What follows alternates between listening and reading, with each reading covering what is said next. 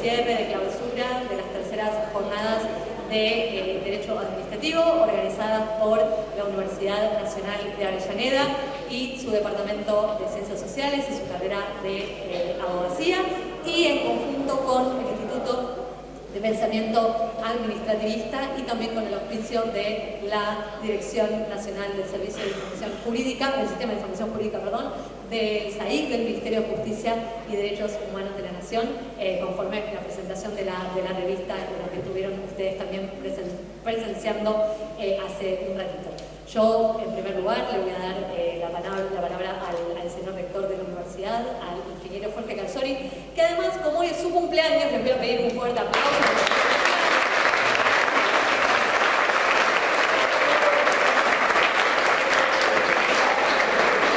Había que romper el hielo de alguna manera.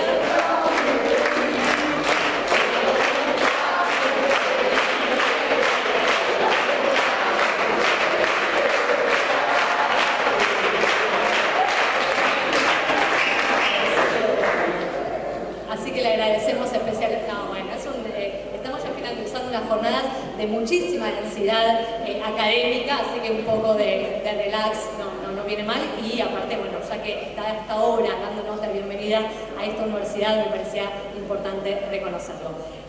También agradecer, y por eso ya cierro las presentaciones, agradecer fundamentalmente a todos y a todas los trabajadores no docentes, colegas, compañeros de equipo de esta gran familia que es la Universidad Nacional de Avellaneda, por posibilitar el desarrollo de estas jornadas. Por supuesto, a nuestros organizadores, ya lo hemos hecho el agradecimiento, una mención especial a Milagros Reyes, que es la directora de la carrera de Abogacía de esta universidad, que se puso al hombro, por supuesto, esta y todas las actividades. Reconocer también a nuestros graduados que oficiaron como moderadores y moderadoras de los paneles que estuvieron antes que este, y por supuesto agradecer a todos nuestros destacados especialistas, invitados, panelistas, entre los que se encuentran aquí. No voy a nombrar a todos porque me olvidaría de alguien, eso sería muy injusto, pero agradecerles en nombre de la Universidad Nacional de Avellaneda por haber integrado estas jornadas. Dicho esto, le voy a ceder la palabra a nuestro rector, Jorge Calzori.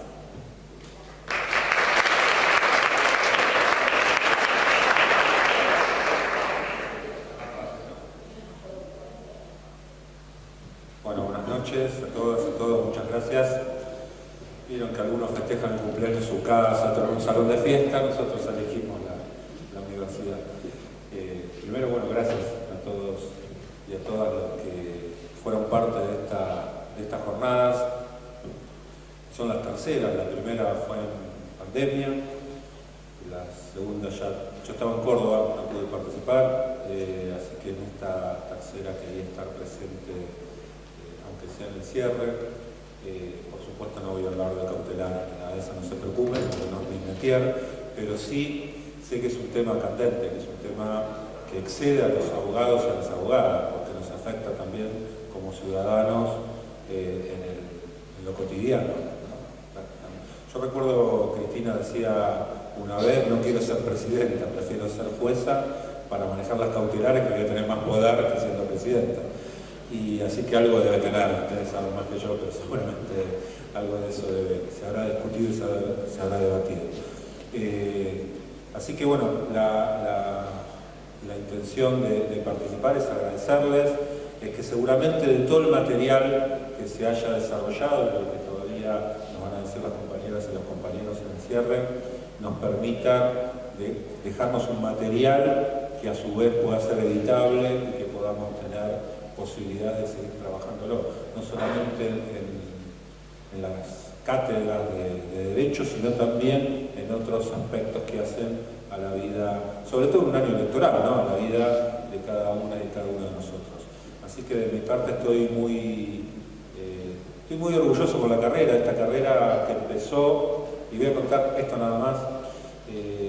La carrera empezó poquito antes del cambio de gobierno, y en el 2016, cuando asume el macrismo, todas las carreras comienzan con algo que se llama contratos programas. ¿Qué es lo que hizo el macrismo? Desarrolló un contrato programa, con lo cual desfinanció a todos los docentes. Nosotros a los docentes de abogacía le pagamos con gasto de funcionamiento durante 4 años. Tomamos una decisión en ese momento, que fue pagamos los sueldos docentes y vemos qué hacemos con lo demás. Y bueno, llegamos, de alguna manera llegamos al 19 y recién ahora estamos pudiendo normalizar todo lo que son las categorías, los concursos que tienen que ver con los docentes. Es una carrera que a pesar de todo eso logramos acreditarla, ¿no? La verdad que es un gran trabajo, Anabela, y pudimos acreditar la carrera. Tenemos ya los primeros graduadas y graduados, 42 me está diciendo, son una plaga los abogados, así que vienen creciendo. Es una de las carreras grandes, las universidades nuevas tomaron decisiones de carreras novedosas. Nosotros pensamos que teníamos que tener algunas carreras novedosas y algunas de las llamadas tradicionales. Ahora bien, hacer una carrera tradicional no significaba hacer una carrera de abogacía como se hacía en otras universidades tradicionales, sino daba un matiz propio, una característica propia, y uno de los aspectos que la distingue es el tema de la justicia. En los estándares anteriores de las carreras de abogacía, prácticamente el tema de la justicia no estaba. Eso se veía en posgrado y los abogados me podrán corregir, pero no estaba. Yo estuve en la discusión de los estándares, me acuerdo, en el Consejo de Universidades, que no existía. A partir de las nuevas universidades, Avellaneda, José Cepaz, que incorporamos abogacía, se empezaron a incorporar temáticas nuevas. Creo que en eso somos innovadores y me parece que parte de esta jornada tiene que ver con esa innovación. Así que bueno, de mi parte no hablar más tiempo, sino agradecerles a todas y a toda la presencia, estudiantes, graduadas, graduados, docentes, a todos nuestros invitados, a quienes nos han aleccionado con su conocimiento, con su experiencia, y de alguna manera creemos que seguramente nos vamos a llevar todas y todos lo mejor de esta jornada y la posibilidad de eso volcarlo a la solución de los problemas, tantos problemas que la Argentina tiene. Muchas gracias. Y bueno, espero que vayan a pasar.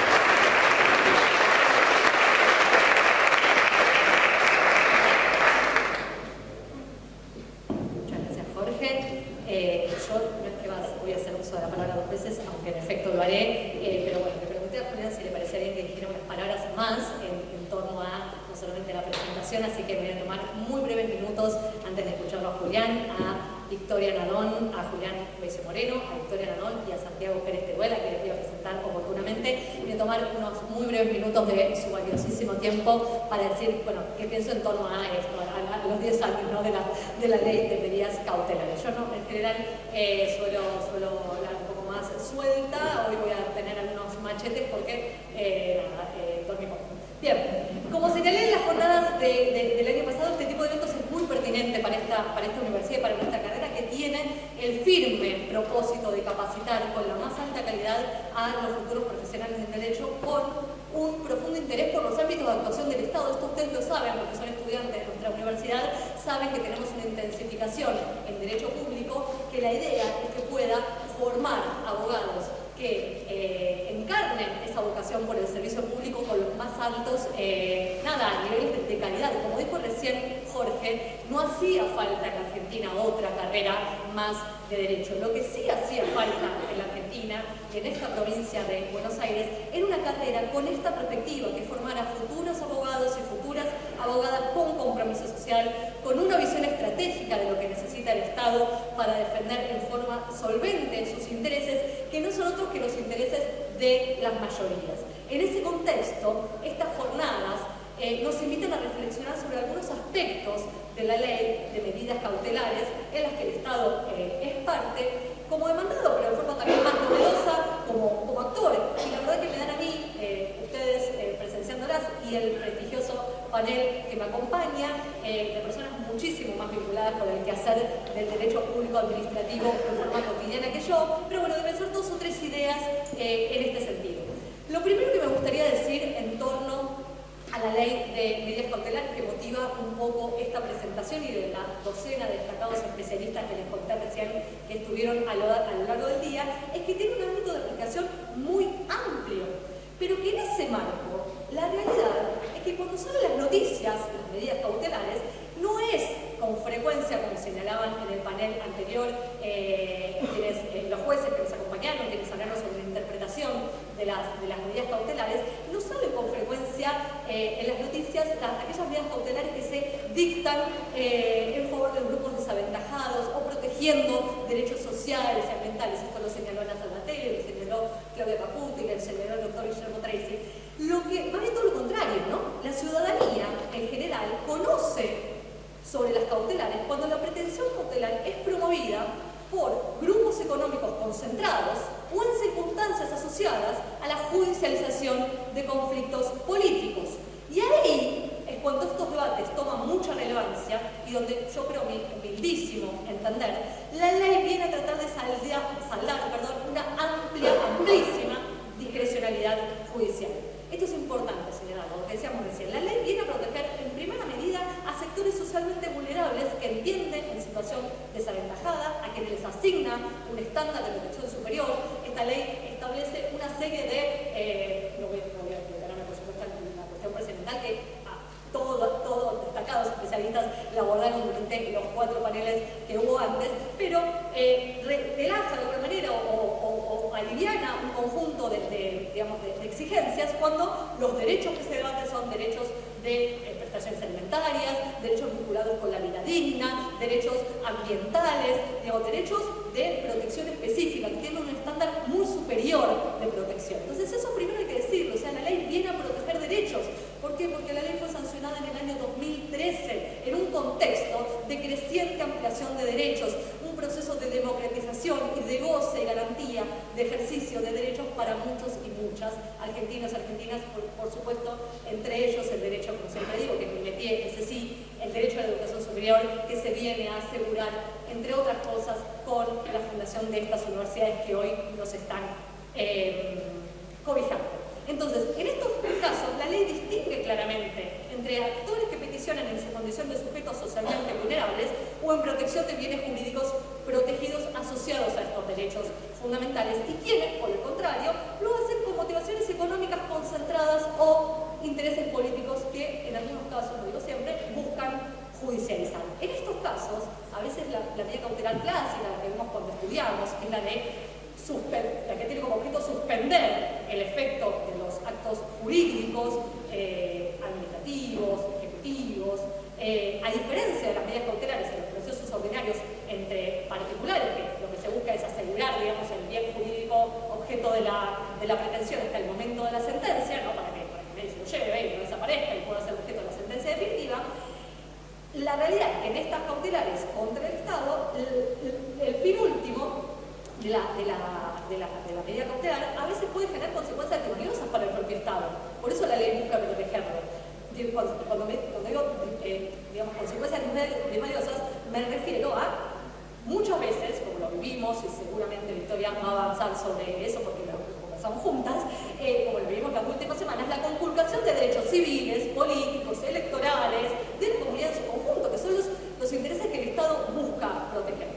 En ese contexto, y con esto ya entro al meollo de la cuestión y ya les prometo que termino, me interesa mencionar 2 casos en los que la pretensión cautelar fue inoculada, como decíamos recién, presentada, no me la palabra, usarla mal, por estos grupos económicos o representando un interés político particular y en los que el Poder Judicial, a mi juicio, insisto, y a mi rudimentario entender, ha jugado un rol contrario al interés público que yo creo que la norma busca asegurar y a lo que seguramente también se va a referir mi compañero acá, mi colega Julián Besolo Moreno.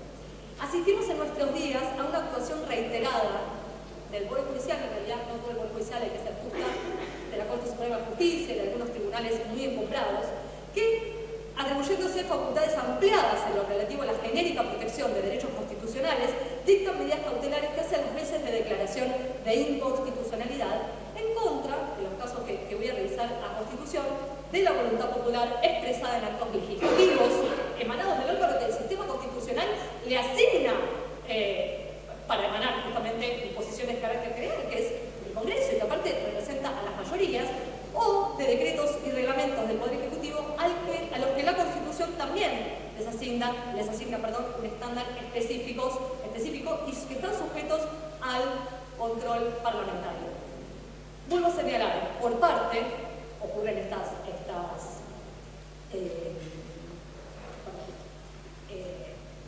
decisiones, de un poder de características contramayoritarias, con limitada legitimidad democrática, partiendo de una cosmovisión general en su integración, ¿no? De la integración en general del Poder Judicial. Y más aún, y esto por supuesto es una opinión personal y no expresa la opinión de la universidad, porque vamos a cuidar las formas, más aún limitada si observamos quiénes integran hoy en día la cabeza máxima del Poder Judicial en la Argentina. 4 jueces varones, 2 de los cuales aceptaron ser en principio designados por un decreto presidencial. Esto también hay que decirlo. Estos 2 casos que yo quería mencionarles son el de, que conocemos lamentablemente en forma bastante triste, muy reciente, que es el caso de la asignación de una porción coparticipable de los recursos del Tesoro Nacional a la Ciudad Autónoma de Buenos Aires a través de una medida cautelar que la Corte Suprema falla en el año pasado, y un fallo que no es naturalmente no es de la Corte Suprema de Justicia de la Nación, pero que a mi juicio con una prórroga demasiado extensa o más extensa de la que podríamos considerar como razonable, ha suspendido la aplicación de un decreto que a mi juicio venía de alguna manera a garantizar algunos derechos vinculados con el goce, uso y ejercicio del derecho a las telecomunicaciones, a la información. En el 2021, en el fallo Telecom por ENACOM, se suspenden los efectos del decreto 690, que había caracterizado como servicios públicos esenciales y estratégicos en competencia a la telefonía fija, móvil, internet, a la TV paga. Se trató de la suspensión de un acto reglamentario que, a mi juicio, como les decía, promovía el goce de un derecho humano fundamental en ese contexto de pandemia, como era el acceso a las tecnologías de la información.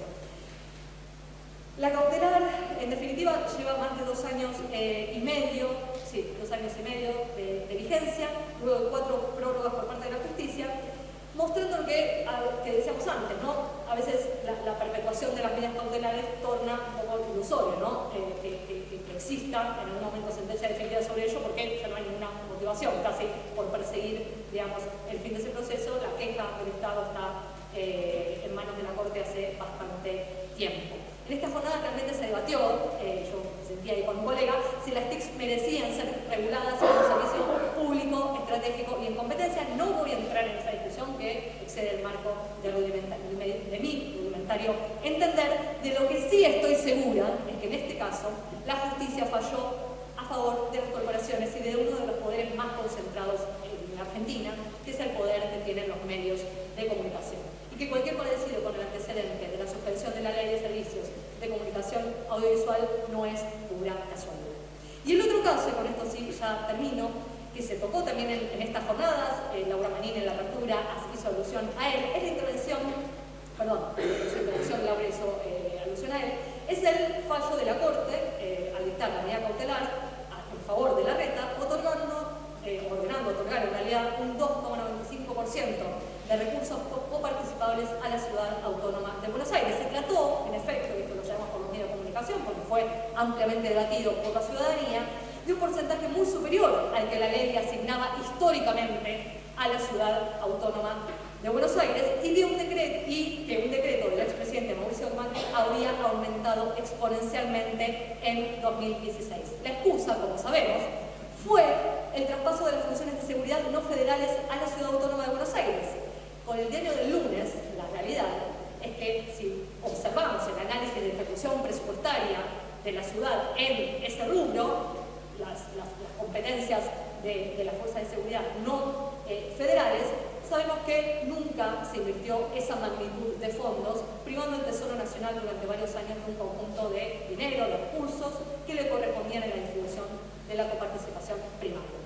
La discusión relevante en este caso, yo creo, se encuentra anclada en la igualdad, la equidad, la solidaridad y el objetivo de propender el desarrollo armónico de nuestra nación que persigue nuestra Constitución. La Constitución, lo sabemos, pero aquí alumnos y alumnas, estudiantes de Derecho Constitucional, de los miércoles de mañana, donde doy clase yo, dice que el criterio que debe gobernar esa distribución de recursos es equitativo, solidario y dará prioridad al logro de un grado equivalente de desarrollo, calidad de vida e igualdad de oportunidades en todo el territorio nacional. Entonces, la verdad que yo creo que Cava, siendo el distrito más rico del país, el que fue a su vez beneficiado por una decisión, ¿no? La del expresidente Mauricio Macri, del mismo signo político en ese momento, que su archienemigo actual, pero con pinche en el pasado, Horacio Rodríguez Larreta, le otorgó aún más recursos a ese distrito tan pudiente, por el anclaje, no vamos a hacer aquí mucho potencial municipal, pero digo, por el anclaje de numerosas empresas, desarrollos digamos, económicos, con mayor preponderancia que otros territorios, ha sido beneficiada por esas condiciones la Ciudad Autónoma de Buenos Aires, no porque haya hecho digamos, nada en particular. Bueno, eso le hace, por supuesto, ser un poco más rica y poder disponer del gasto público, de un gasto público mayor que el resto del país. Entonces, más allá de que la Corte no les obliga, ¿no?, reconocer que eventualmente resulta necesaria una ley nueva de coparticipación que contemple los intereses de la Ciudad Autónoma de Buenos Aires, que en el 88, con la antigua ley, por supuesto, no estaba representada, porque no era una ciudad autónoma, como tampoco estaba representada la provincia de Tierra del Fuego, Antártida e islas del Atlántico Sur. Yo creo que la Corte volvió a privar al Tesoro Nacional de valiosos recursos destinados, como dijimos, al desarrollo con equidad de la Argentina y asignándole a la Ciudad Autónoma de Buenos Aires un privilegio que el resto de las provincias argentinas lamentablemente no goza. Ahora, lo divertido que mi intervención abordó muy transversalmente, a ver si ya termino, la cuestión de la ley, un poco que ya fue debatido ampliamente en estas jornadas por sus gestores, por Julián Álvarez, que también estuvo, por Pablo Socha Martino, uno de los redactores de la ley, que también estuvo esta mañana, y por todos los paneles, sobre todo de interpretación sobre la ley de medidas cautelares a cargo de destacados jueces y juezas. Pero esto es mi última reflexión al respecto.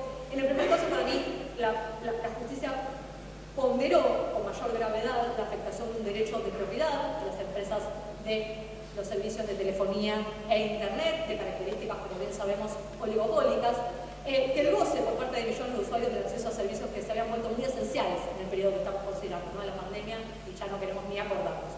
Y en el segundo caso, ya lisa y llanamente decide no aplicar la ley de medidas cautelares, como conversábamos ayer con Julián, dictando una medida cautelar en contra de cualquier criterio solidario de distribución de recursos, dictando por una medida cautelar, mejor dicho, y en contra de cualquier criterio solidario de distribución de recursos, una porción de la coparticipación casi equivalente a la que había otorgado Mauricio Macri a modo de obsequio, regalo presidencial.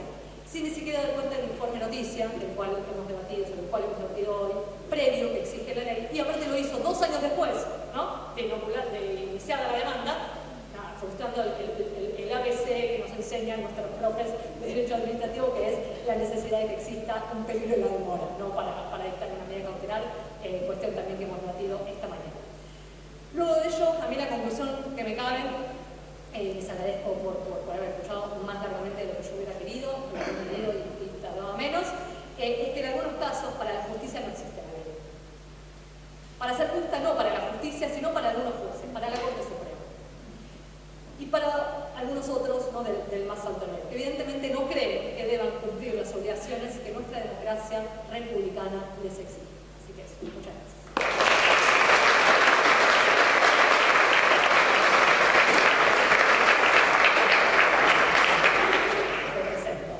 Te presento. Ahora sí, el doctor Julián Besio Moreno, un entrañable colega, compañero, amigo, uno de los referentes de algo tan hermoso para nuestra disciplina, que es el Instituto de Pensamiento Administrativista, y el reconocimiento a él, a todos los colegas y compañeros del IPA, a quienes les extendemos un cordial abrazo y bienvenida. Bueno, muchas gracias. Voy a intentar ser breve, porque fue un día largo, la verdad, lleno de información y muy interesante todos los paneles, pero bueno, largo también. Y creo que también va a ser un poco más interesante lo que puedan decir quienes suceden en el uso de la palabra, así que por eso voy a tratar de ser conciso. Nuevamente, los agradecimientos a quienes organizaron este evento. La realidad es que cuando pensamos en estas jornadas, ¿no?, las terceras, y bueno, también felices de poder hacer las terceras jornadas ya consolidándose, como ya dijeron varios de los que estuvieron interviniendo en estos paneles, pensar por qué analizar la ley de medidas cautelares en las cuales el Estado Nacional es parte, nos requería como una reflexión creo que central y es uno de los ejes sobre los cuales creo que intentamos siempre debatir quienes integramos el Instituto de Pensamiento Administrativista, ¿no?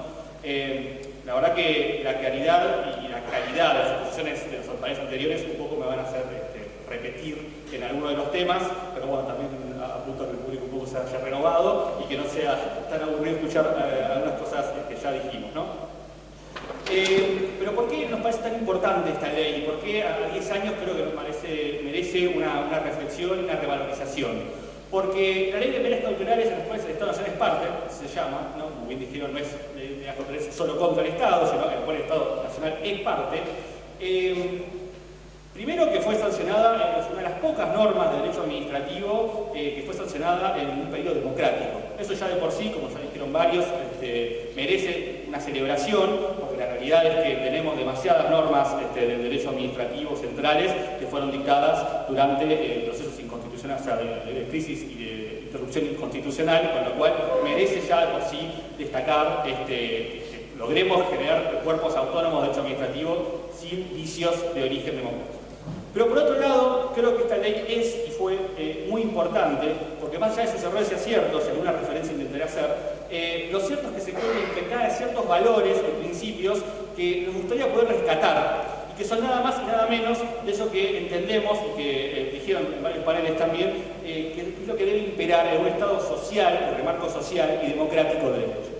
¿Y por qué digo esto? Bueno, voy a tomar una licencia para justificar lo que acabo de decir, y voy a parafrasear a un reconocido tratadista de derecho administrativo francés, Prosper Weil, cuando dijo que la existencia del derecho administrativo era cuasi milagrosa, ¿no? Claro está que cuando Weil decía esto se marcaba una posición que hoy podríamos llamar clásica del Estado, del derecho administrativo, y bueno, en un punto tiene cierto sentido entendido de su postura, porque hace no tanto, sí hace bastante, pero no hace no tanto, la realidad es que los antecedentes históricos de cuando nace el derecho administrativo tienen una lógica impregnada del Estado absolutista, ¿no? Entonces, pensar al Estado, como lo pensaba el Estado casi adversario, que era una lógica clásica, original, bueno, se enmarcaba en esta idea que trata de transmitir Wells, que es milagroso entender que un poder soberano todos los días acepte someterse a los límites que le impone.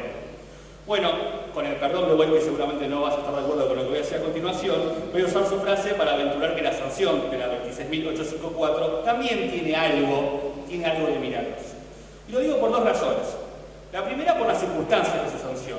Recordemos que esta ley integró el paquete de 6 leyes denominadas de democratización de la justicia. Por tanto, yo diría a priori que le mereció una furibunda crítica de muchísimos operadores jurídicos, ya de entrada, casi sin un análisis del todo reflexivo sobre su contenido, y en el marco de una posición crítica, esto sin grave, enormemente corporativa, ¿no? No me refiero solamente al Poder Judicial, sino también a muchísimos abogados y abogadas que litigan y litigaban contra el Estado, ¿no? Creo que de ahí se nota una posición corporativa a priori en contra. Ojo, con esto no quiero decir que hay un montón de críticas a la ley y que son fundadas y razonadas, ¿no? Pero también creo que la irada crítica inicial que tuvo esta ley cuando se sancionó y la vehemencia en la cual fue presentado, realmente me parece que tenía que ver más con una posición corporativa que por, como dije, una reflexión fundada sobre el contenido jurídico de la ley. Sin ir más lejos, digo, las principales acciones para declarar inconstitucional la ley en todos sus términos fueron iniciadas por organizaciones de profesionales de la matrícula, ¿no? Hubo una del Colegio Público de Abogados y otra de distintas agrupaciones de abogados, con lo cual esto ya te da cuenta de quiénes fueron los que en principio reaccionaron en contra de esta norma.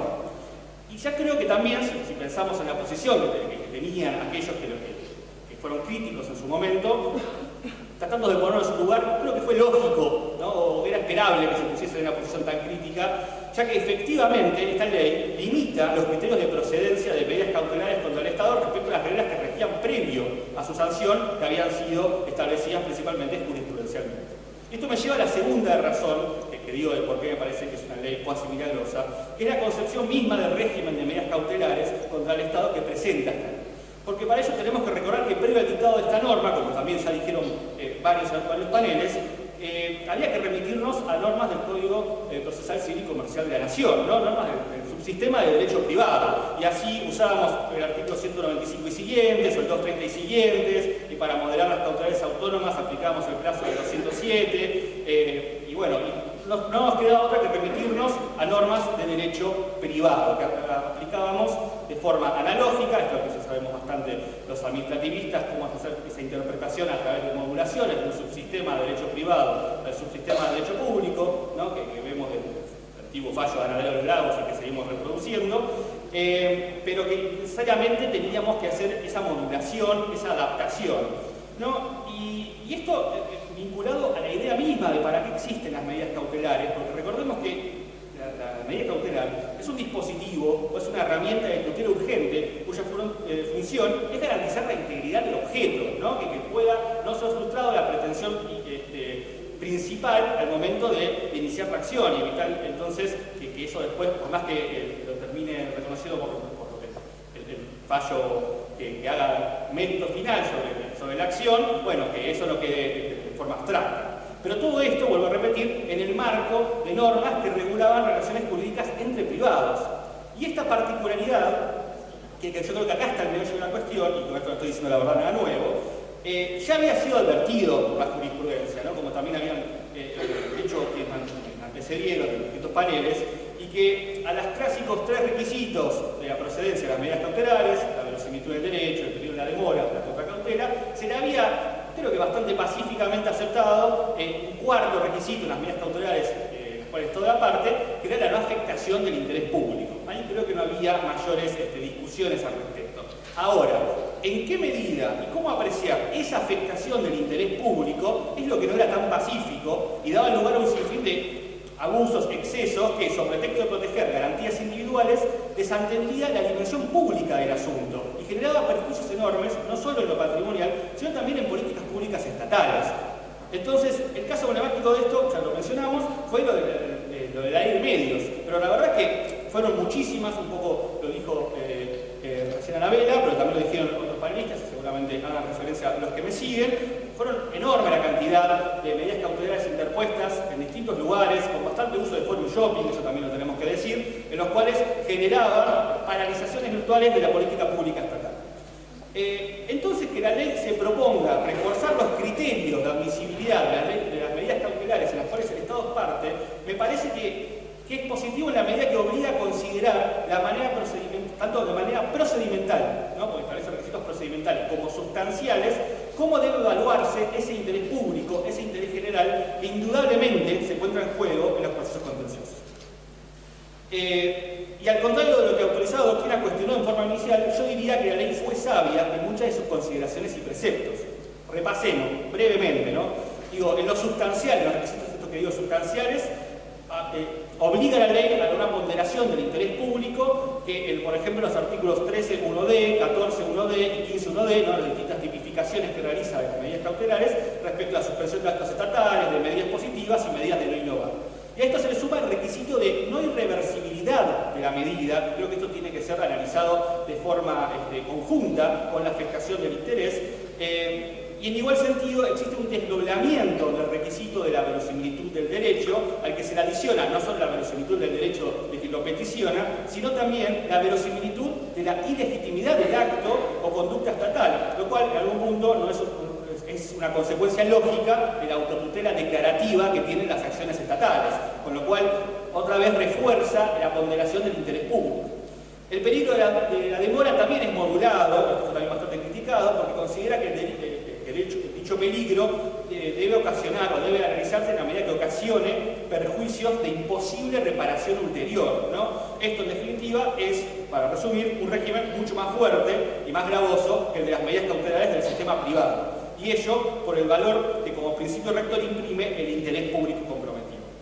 Eso respecto a lo sustancial. En lo formal, también merece particular mención la limitación temporal de la medida cautelar, que en el régimen privado no existe, y en particular el informe previo del artículo 4. Y aquí una aclaración, ya que en ese informe tiene una doble finalidad. Por un lado, pone la carga en el Estado demandado de dar cuenta del interés público comprometido. Esto implica necesariamente que el Estado explique qué bienes jurídicos están en juego, las consecuencias materiales y fácticas previsibles del eventual otorgamiento de la medida cautelar, la propagación sobre otros intereses públicos que a lo mejor no fueron traídos en el juicio, los eventuales efectos irreversibles de las consecuencias cautelares, ¿no? Entonces, el Estado tiene que volver a justificar, y digo volver porque en algún punto tuvo que haberlo justificado cuando realizó la medida, entonces tiene que volver a justificar por qué se comprometería el interés público si se otorgase esa medida cautelar. Y aparte de esta carga procesal que la ley impone al Estado, también implica la posibilidad de, ¿cómo se llama?, de justificar de forma razonable y motivada la actividad de omisión pública que realiza el Estado. Perdón, lo que quiero decir es que pueda expedirse sobre la admisibilidad de la demanda. Pero esto no es una obligación que tiene el Estado. La obligación que le impone el artículo 4 es de expedirse sobre el interés público comprometido. Entonces, yo creo que todos estos elementos que vuelven claramente más gravosa el otorgamiento de medidas cautelares son herramientas indispensables para la ponderación del juez que, de obviarse o de considerarse la ligera, terminan afectando no solo el interés general, sino la legitimidad propia del Poder Judicial, algo que desgraciadamente vemos en lo cotidiano y que termina sucediendo y que genera una doble afectación, ¿no?, tanto a la política pública, sino también a la legitimidad propia de todo el Poder Judicial. Y eso, también me cito la actualizada doctrina, que ha considerado que el juez o jueza no siempre están calificados per se para determinar el nivel de agresión al interés público que pueda registrar una medida cautelar, con lo cual me parece más que razonable que le pregunten al Estado por qué, y que el Estado tenga la obligación de justificar lo más acabadamente posible por qué estaría afectado el interés público en la petición de esa medida cautelar. Estos requisitos sustanciales y formales, que fueron objetados fuertemente por la doctrina de la jurisprudencia, al considerarlos óbices para la tutela judicial efectiva, que desnaturalizaban las medidas cautelares o que limitaban las facultades jurisdiccionales de los magistrados, yo creo que encuentran razonabilidad en la medida en que la ley también les da ciertas válvulas de escape para morigerar la gravosidad o lo grave de estas cautelares. Y eso porque, por un lado, la ley habilita a la mutabilidad de la medida cautelar justamente en razón del interés público afectado. Entonces, el justiciando puede, de oficio, considerar distintas medidas, conforme al artículo 3.3, para compatibilizar el interés privado y el interés público. Entonces, es una herramienta que le da a la ley primero para morigerar estos requisitos que tiene que acreditar quien lo persigue. Pero la segunda válvula, y esto es un poco también las referencias que se hicieron previamente, es la rigurosidad, que es la rigurosidad de estos requisitos, se atempera con lo establecido o las materias contempladas en el artículo 2.2, ¿no? Estos son los grupos vulnerables, o diríamos quizás grupos vulnerados, ¿no? Los conceptos de vida digna, los derechos a la salud, derechos alimentarios y derechos ambientales. Considero que también con estos conceptos son plenamente aplicables los derechos humanos fundamentales contemplados tanto en la Constitución Nacional como en diversos estados de derecho internacional. Con lo cual, el espectro de derechos contemplados por vía de este artículo es realmente amplio, ¿no? La posibilidad de morigerar todos estos requisitos extras también tienen una válvula de escape importante en la medida que pueden llegar a afectar derechos fundamentales, ¿no? Lo formal permite prescindir del informe previo, incluso habilita a los jueces incompetentes al dictado de medidas, pero por otro lado, lo sustancial, creo que una interpretación sistemática y ideológica de la ley habilita a considerar más fácilmente acreditados los requisitos de, por ejemplo, legitimidad del obrar, porque ¿cómo podría ser de otro modo considerable un accionar legítimo del Estado, el cual sea violatorio de un derecho fundamental, ¿no? Yo creo que eso entonces facilita acreditar en el marco de una interpretación, puedo repetir, teleológica, de cómo se configuran esos requisitos. En igual sentido, una afectación de derechos disponibles tiene íncita la irreparabilidad posterior a la configuración, ¿no? Otra vez facilita, creo, acreditar esos requisitos.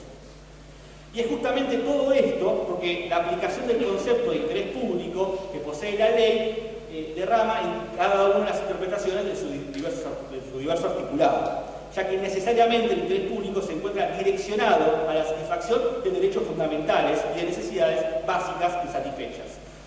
Vuelvo entonces a la idea inicial, y para ir cerrando.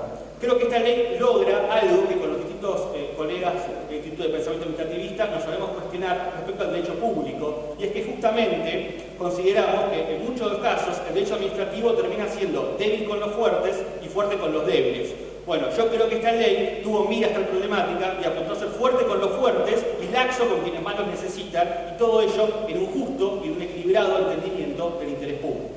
Si la ley con sus errores y aciertos logra al menos un poco de ese cometido, creo que siendo casi un oasis, un desierto normativo, entonces justifica en algún punto el adjetivo de cuasi milagrosa que le di, ¿no? Y claro, en rigor de verdad, esta ley más que milagrosa, en realidad no fue magia, sino que es producto de un gobierno que encabezó la actual vicepresidenta y que pretendió poner al Estado al servicio del interés público, tanto como limitante del avasallamiento de privados, como garante de derechos básicos de las grandes mayorías. Muchas gracias.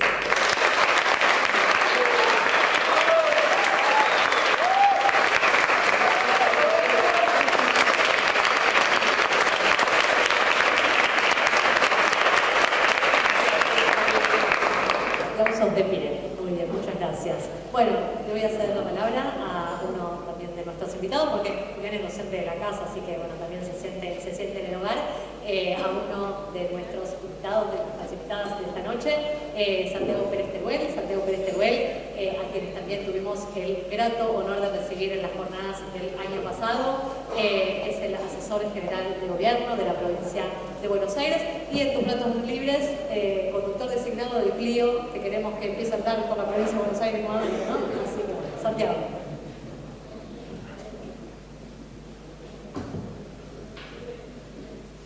Bueno,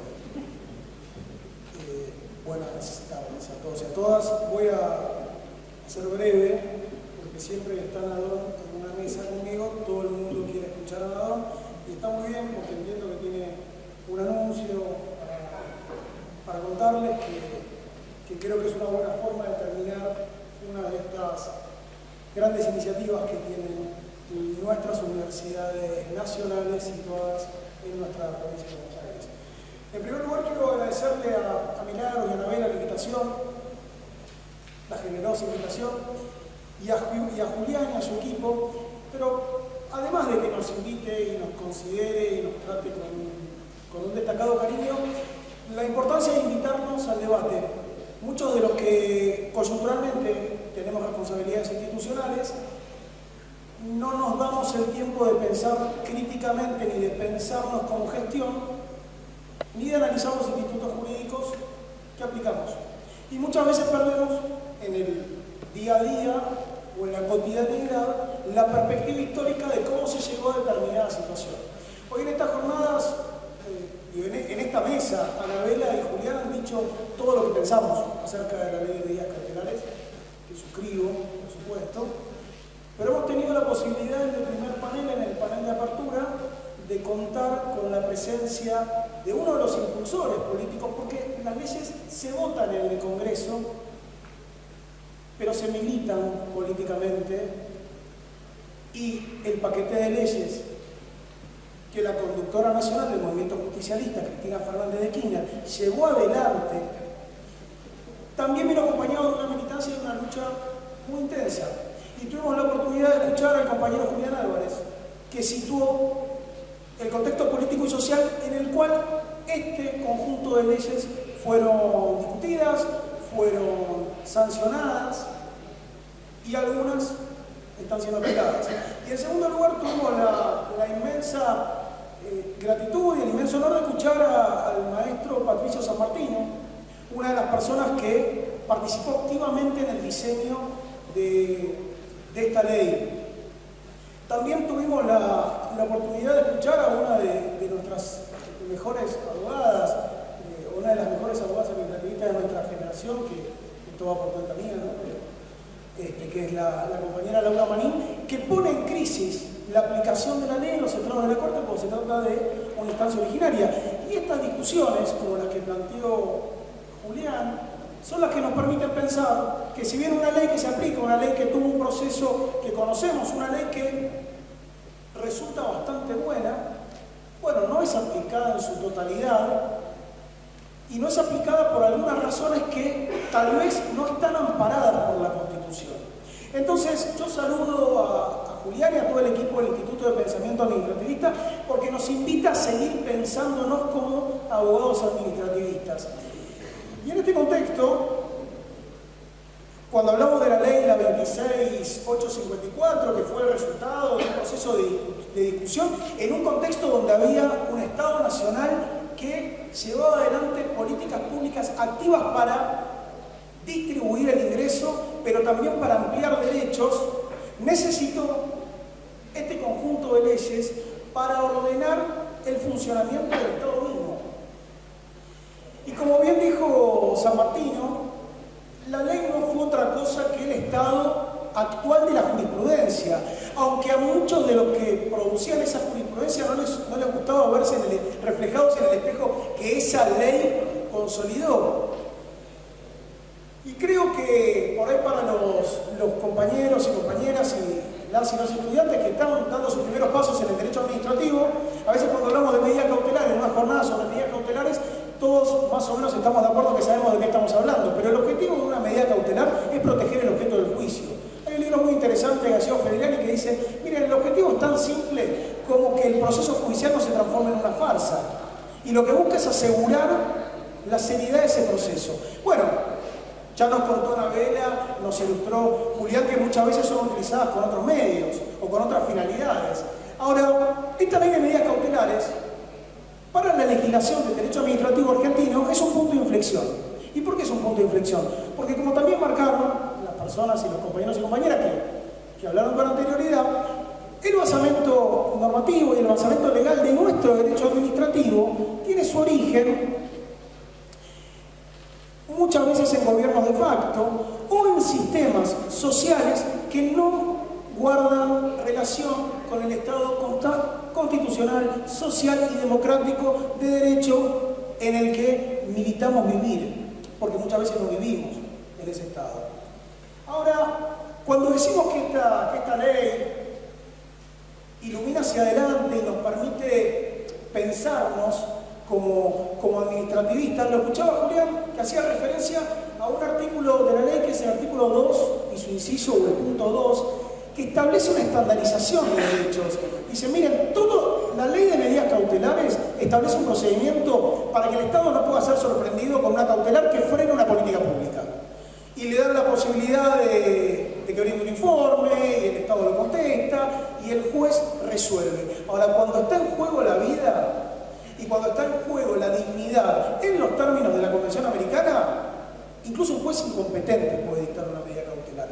Y yo entiendo que esas incorporaciones democráticas en un proceso político que generó derechos nos permiten a los que nos consideramos administrativistas tener una senda para poder hacer lo que tenemos que hacer, que es pensar un nuevo derecho administrativo. Por eso es tan importante que una universidad nacional en el conurbano, que un conjunto de compañeras y de compañeros usen su tiempo para militar cómo tiene que ser la relación entre el Estado y sus ciudadanos y cómo esta relación tiene que ser para construir, consolidar y proteger derechos y cómo tiene que proteger los derechos de los más débiles, porque los más fuertes se protegen solos y hay que empezar a decirlo en voz alta esto.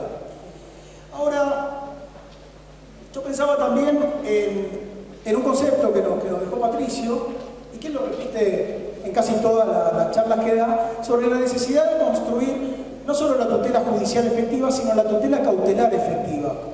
Y yo que voy a hacer voy a pedir una pequeña licencia a Milagros, a Anabela y a Julián, y les voy a proponer que aquellos que trabajamos, que somos administrativistas y trabajamos en el Estado nacional, en el Estado provincial, en los estados municipales, en las universidades nacionales, pensemos cuál es nuestro rol en esta construcción de un nuevo derecho administrativo. Y pensemos también que muchas de las medidas cautelares están dirigidas al Estado porque el Estado no cumple con las prestaciones que tiene que cumplir.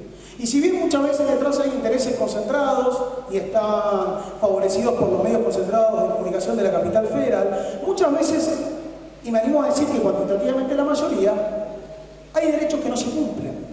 Entonces, nuestra tarea como administrativistas, como abogados, y en mi caso como trabajador del Estado, es poner en crisis lo que hacemos. En el sentido de que el status quo no está bueno. No estamos en un estado que nos permita no pensar en que todavía hay gente en nuestro país que tiene hambre. ¿Y cuál es nuestro rol como abogados administrativistas? Por supuesto que cuestionar lo que hace la Corte Suprema. Por supuesto cuestionar que este gobierno asumió con 3 cepos. El cepo de la deuda externa, el cepo del FMI y el cepo de una Corte que no garantiza derechos. Ahora, yo me animo a decir que también tenemos que asumir que tenemos un rol como generación. Yo digo como generación como si siguiera siendo joven, pero ya no. Ya somos parte del mar, pero lo escuchamos a Julián y nos damos cuenta de que hay nuevas generaciones que están dando las discusiones que tienen que dar y que se animaron a enfrentarse al status quo del derecho administrativo. Entonces, digo, ¿cuál sería el desafío? El desafío es estudiar derecho administrativo, porque para poder cambiarlo hay que saber cuáles son las reglas. El segundo desafío es continuar formándose permanentemente y no escuchar los cantos de sirena que nos invitan a no creer en un Estado presente, a no creer en un Estado que distribuye el ingreso, a no creer en un Estado que es multiplicador de la riqueza. Y en este tren de seguir formando, de seguir discutiendo y de seguir empujando esta rueda que, insisto, yo saludo genuinamente el trabajo que hacen los compañeros y las compañeras de IPA, porque cuando con Anadón teníamos esa edad no lo hicimos. Y tal vez hubiese sido necesario. Acá veo algunas compañeras y compañeros con los que militamos el paquete de leyes que la actual vicepresidenta entendió necesario para democratizar la justicia. Entonces, la pregunta que tenemos que hacer es, o que yo me hago, es ¿qué falta para poder transformar? ¿Qué falta para tener una ley de procedimiento administrativo sancionada íntegramente por la democracia? ¿Qué falta para tener una ley que recoja los adelantos de la tecnología? Una ley que obliga al Estado a expedirse en plazos razonables. Una ley que permita garantizar derechos a aquellos que no los tienen. Y esta, para los que somos peronistas, es una semana y un tiempo muy especial. Entonces, yo no le puedo dar consejos a casi nadie, salvo a mí mismo y no lo sigo.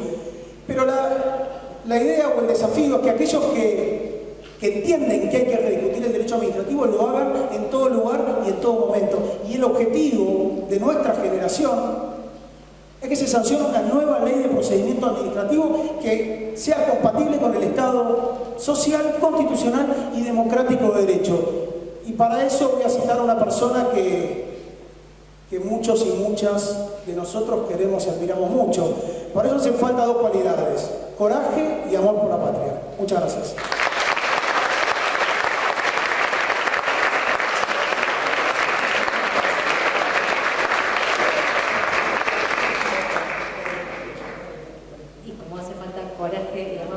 Vamos a ver con qué otro cierre que podemos citarnos de ley esta noche, puedo tomar un breve plazo, ¿no? Nuestra vicepresidenta. Vamos a terminar a tiempo, quédense tranquilos y tranquilas. Me es muy grato presentar a nuestra última expositora, Victoria Anadón, Vicky Anadón, una compañera imprescindible, una entrañable colega y además la titular, la responsable, directora ejecutiva del Organismo Provincial de Contrataciones de la Provincia de Buenos Aires, nuestra provincia. Vicky. Bueno, muchas gracias, Che. La verdad que estar acá rodeada de amigos queridos y de Jorge Calzoni, que en su cumpleaños nos vuelve a invitar a esta universidad, a la que vinimos mucho, también en los 4 años del gobierno de Macri, a buscar respuestas, herramientas. Con el actual ministro de Salud de la Provincia de Buenos Aires vinimos con Nicolás Kreplak a presentar un proyecto de una diplomatura que pudimos hacer de manera virtual, así que también pre-pandemia ya había muy buenas experiencias. Gracias a Milagros y gracias a Anabel por la invitación, por estar permanentemente haciendo que esta universidad nos reciba. Muchas gracias a IPA, muchas gracias a Julián Becio, a Amparo, a todos los compañeros y compañeras que están pensando, repensando, mirando críticamente el derecho administrativo. Es re difícil ser la última que habla, porque ya todo el mundo dijo todo lo que yo quería decir. Y además estoy frente a personas que admiro mucho y que saben mucho más que yo del derecho administrativo, porque yo soy una carpintera del derecho administrativo. Yo soy una persona que hace todo lo posible para que las cosas sucedan. Básicamente me dedico ahora a presionar gente para que saque expedientes, que lo haga bien, que lo haga cumpliendo con todo. Se lo digo a los magistrados presentes por las dudas. Pero fundamentalmente lo que sucedió con esta invitación es que yo los admiro mucho a los integrantes del Instituto de Pensamiento Administrativista. Me da una sana envidia lo que están haciendo, lo intentamos. De hecho, en el año 2011, y de eso me hizo acordar una colega, Laura Lerner, nosotros dimos un seminario sobre medidas cautelares contra el Estado, un poco de seminario, la verdad, en la Escuela del Cuerpo de Abogados del Estado de la Procuración del Tesoro, porque ya estábamos muy preocupados y muy preocupadas con lo que estaba pasando con el Instituto de la Medida Cautelar. Entonces voy a hablar re cortito en serio para ver si podemos irnos rápido. En mi caso yo quiero ir a ver Duro de Domar, pero en cualquier otro caso les propongo dos cosas. Una, reflexionar rápidamente a 10 años de la ley. ¿Es buena la ley? Es buena la ley, es una buena ley. Tiene cosas para mejorar. Yo creo que, a pesar de que todos nosotros, me parece, a Jorge no lo quiero sacar porque no dijo, pero capaz que también, estamos un poco enojados con el Poder Judicial, podemos decir eso. Estamos un poco preocupados con algunas decisiones que ha tomado la Corte Suprema de Justicia de la Nación, muy fundamentalmente en lo que hace a las medidas cautelares, en este caso no contra el Estado, sí en procesos electorales. A mí me preocupa mucho porque además de ser una carpintera en la administración pública, soy una persona que sí he estudiado derecho electoral porque soy apoderada de un partido político. Es decir, bueno, ya les dije que quería Duro de Domar, medio que se sabe que no es de privilegio. Entonces me preocupa porque el derecho electoral es un derecho, dentro del derecho público, muy importante. Es un derecho que además tiene unos principios que hablan de la transparencia, de la equidad y fundamentalmente de no llevar a confusión al elector. La claridad, ¿no es cierto?, para que el elector pueda ejercer su voluntad. Y todo eso se vulneró en la semana pasada. Fundamentalmente porque la Corte Suprema de Justicia de la Nación utilizó una oportunidad muy rara para expedirse. Los jueces y las juezas tienen ideas políticas, bueno, desde ya que creemos así. Los jueces y las juezas de la Corte Suprema de Justicia de la Nación pueden interpretar las constituciones provinciales en cuanto a lo que se define como la forma de elegir las autoridades de las provincias. Ahí hay un montón de opiniones muy respetables, como la de Andrés Gil Domínguez, que dice que sí, pero que la oportunidad fue muy mala, que entonces invalida un poco la competencia de la Corte, y opiniones como la de María Angélica Geli, que no vamos a decir que es peronista ni compañera, y que dice que no, que de ninguna manera, que está vedado a la competencia originaria o por apelación de la Corte inmiscuirse en lo que dicen las constituciones provinciales respecto de la forma de elegir, como esto es lo que pasó. Bueno, entonces nos podríamos quedar mucho tiempo discutiendo, no queremos hacerlo porque queremos ir a ver, en mi caso, Duro de Domar, y algunos de ustedes tal vez a comer, pero me parece que al término de esta jornada tan extensa, que empezó de una manera espectacular, la verdad, yo quiero decir que la ley de medidas cautelares contra el Estado, además de formar parte de un paquete de leyes que pretendía democratizar o por lo menos sacudir lo que estaba pasando con el Poder Judicial, formó parte de un paquete de leyes que sí se sancionaron, las famosas 26.000. Son unas leyes que son muy interesantes porque está la anulación de la evidencia de vida, del punto final, está la ley de educación sexual integral, está la derogación de la flexibilización laboral, está la ley de financiamiento educativo, está la ley de estatización de IPF, y ahí, si acá hubiera musicalización, que para la próxima estaría buenísimo, estaríamos entrando en una cosa así como, ¿viste? Yo pondría Los Piojos, capaz algunos pondrían Bizarrap, algunos otros, alguna música clásica. Y ahora viene y también la ley de medidas cautelares, y entonces la música, como se acabó la épica con la ley de medidas cautelares. La ley de medidas cautelares es una muy buena ley que forma parte de un Estado que estaba democratizándose. De un Estado nacional que estaba ampliando derechos, que estaba democratizando algunas formas de producción, que estaba democratizando la palabra, que fue lo que pasó con la ley de comunicación audiovisual, muchos años suspendida por una medida cautelar. Algunos pueden pensar, y algunas que se fue tal vez lo que motivó que se discuta la ley, tal vez sí, pero es una tan buena ley que pone a la dignidad humana como un elemento esencial del interés público. Entonces, en estos días en los que la dignidad humana pareciera volver a ponerse en discusión respecto de cuáles son los estándares mínimos para que las personas puedan vivir dignamente, yo creo que tener esta ley siempre es mejor que no tenerla, aun cuando elijan no aplicarla en algunos casos los tribunales federales, aun cuando la Corte, pudiendo tomarla, porque ya que hace unas exégesis medio raras, podría tomar la ley de medidas cautelares en la Corte Suprema, pero decide que no. La tenemos. Sobre esa ley y sobre muy buenos libros que han escrito colegas, como por ejemplo este de Virginia Lin, que es su tesis de maestría, Ley de Medidas Cautelares contra el Estado, re bueno. También el artículo de Rodrigo Cuesta, que está en SAIC, todo el sistema de información jurídica que es el SAIC, digamos, y que hoy por suerte me puedo volver a encontrar con ellos, forma parte de este consenso que tenemos y que Santiago planteó también respecto de que el derecho administrativo puede ser la parte épica de la música cuando terminamos una charla, que podemos volver a pensar un código, ¿no es cierto? Lo necesitamos, tenemos que dejar de pedirle prestado al Código Procesal Civil y Comercial. La verdad que el derecho administrativo es una rama autónoma, interesantísima, riquísima, que merece democratizarse. Esta ley lo hace en muchos sentidos. Muchas gracias por invitarme y muchas gracias a los alumnos y alumnas. Yo estudié en La Plata y no estábamos en estudiar Derecho porque quería hacer otras cosas, pero en definitiva terminé estudiando Derecho.